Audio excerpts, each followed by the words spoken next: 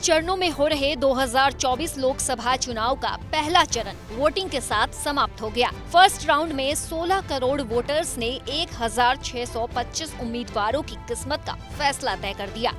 अब दूसरे चरण के लिए सियासी धुरंधरों के भाग्य का फैसला 26 अप्रैल को होगा, जिसमें यूपी की 8 लोकसभा सीटें शामिल हैं। क्या आप जानते हैं वो 8 जिले कौन से हैं जहां दूसरे फेज में वोटिंग होगी?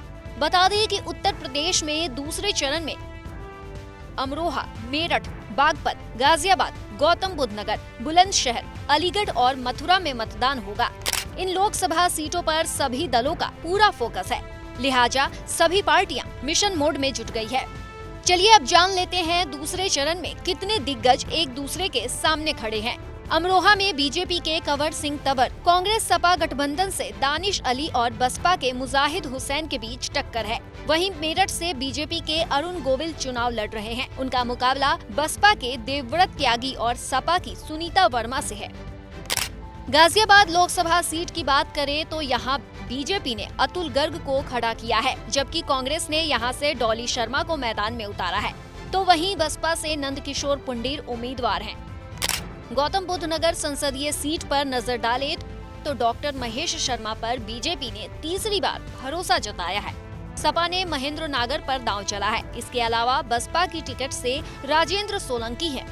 बुलंदशहर से बीजेपी के भोला सिंह, सपा कांग्रेस गठबंधन से शिवराम वाल्मीकि और बसपा से गिरीश चंद्र चुनाव लड़ रहे हैं।